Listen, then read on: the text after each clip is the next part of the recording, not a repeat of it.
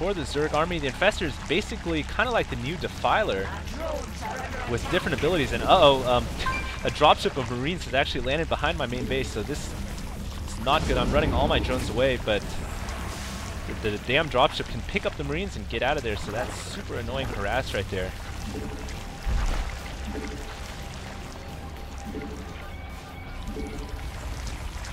And my opponent's dropship is kind of just chilling there, and I guess my opponent just kind of forgot about it, so of course I'm going to go kill it and get rid of the my opponent's ability to harass. So a bit of mismanagement on my opponent's part there.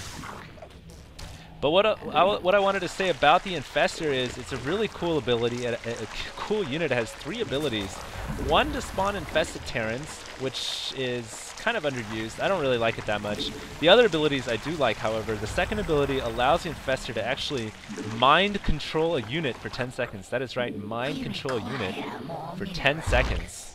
So say you mind control a probe, then you could build a Nexus and basically go Protoss technology. The third ability is kind of like Plague from Brood War, where it really, and it's also Ensnare as well, it basically immobilizes all units in an area. They can still attack, but they cannot move for about 10 seconds, and they also take damage over time. I believe it's about 36 damage over 8 seconds or something like that. So it's a pretty good unit to have with your main army. You should always have at least 1 or 2. It can also move while underground, but I'm not sure if I used that ability this game. But we'll see how the Infestor comes into play when the first battle actually occurs. The first major battle, at least, because I'm sure my opponent isn't just going to keep using dropships here and there. He's eventually going to make a major push with this Marine Marauder army, and I'm going to have to be able to step up and deal with that.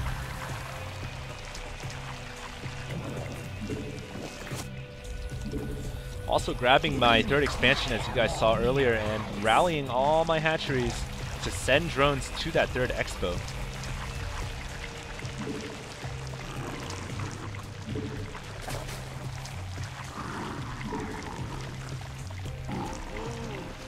And just kind of spreading out my overlords a bit here, guys. Really want to try to extend the creep as much as you can. As you guys can see, making that creep super highway, as I was talking about. And there the SCV cancels the command center because he realized that my overlord was there. But my opponent here is actually splitting his forces. He's sending a dropship over to my natural, and he's also moving with his main force of Marines and Marauders to my 3rd expo. So I'm going to have to split my forces as well to deal with this, because I don't want to get caught off guard or lose any drones at either base. I'm going to leave 4 Hydralisks here to deal with this dropship, and my opponent turns around quickly. So that threat has been averted, but meanwhile a major Marine Marauder army is coming to my 3rd expo, and this could very well be the game here. Whoever kills the other player's army, and that ability right there is the ability to do the fungal growth, and there you guys see fungal growth being used. His Marines and Marauders cannot move, and they take damage over time. So those Marines and Marauders were unable to retreat, and I got off a couple good kills, but unfortunately those drugged up Marines and Marauders killed my hatchery in about 3 or 4 seconds. So that was actually good play on my opponent's part, moving in there and quickly taking out my 3rd expo, denying me income.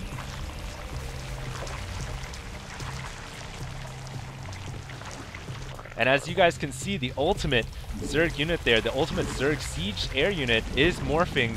Those are the Broodlords, yes, and there you guys see it for the 2nd time in my games of Starcraft 2. I am going to be using the Broodlord, which, as I've said before, really messes with Marines and Marauders, because for 2 reasons. They force Marines and Marauders to shoot the Broodlings, and B, the Marines and Marauders can't get to the Broodlords because the Broodlings get in the way.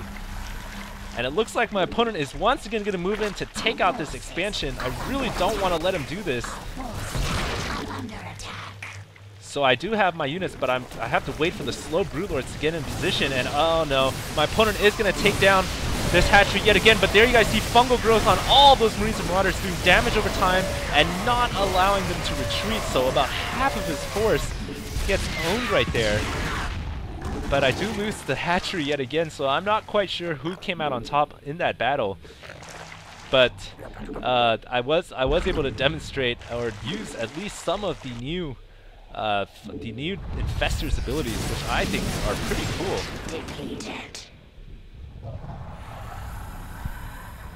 And I've got to wait for these slow Brood Lords. They are so slow. And as you guys can see in the top right hand corner, here's where my macro actually started to fall behind a little bit simply because I forgot to build Overlords. So my money is kind of just storing up in the bank and not really being used for anything. Don't ever let this happen to you if you guys are playing. But anyways, Broodlords here attacking the Terran player's main base with those Broodlings. At the same time, my Hydralisks are making a push, but they have encountered a major Marine Marauder army. And I am trying to do some micro falling back and pushing forward, but the Marauder is slowing down the Hydra, so I found out that's not going to work. I'm just going to have to engage and hope for the best. And meanwhile, my opponent has actually dropped Marines off at my natural expansion, so I'm trying to deal with like 3 things at once. My Broodlord's attacking, expanding. My Hydralisk actually survived that battle against the Marauders. But at the same time, that Marine drop has, I believe, has been taken care of. I'm not sure what took care of it. There's just so much things. Yeah, my Hydralisk reinforcements spawning out and dealing with those Marines. And now I'm sending my drones back to work. But as you guys can see, just a lot of action going on all over the map. But my Broodlords continue to eat away at the Terran player's main base, killing supply depot after supply depot.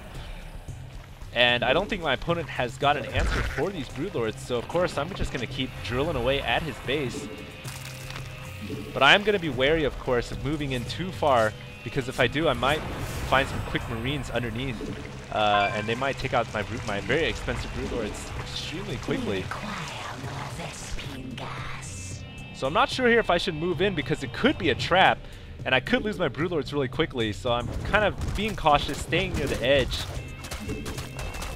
and just picking off the buildings that are at the perimeter of the Terran base. These units are awesome. They're like flying manta rays, but they're just so cool. Great replacement for the Guardian, I have to say. And yes, there come the Marine and Marauders. So I'm pretty sure my opponent that entire time was waiting for me to commit and go over the land, and then he would just move under and stem them up and kill my Broodlords. So I definitely didn't want to fall for that trap. And I'm going to fall back with the Broodlords and continue to just mass up this humongous Zerg army. And unfortunately, Hydralisks do cost 2 supply now, so if they were 1 supply, my Hydralisk army would be twice as big. But this is still pretty darn big. I'm at 1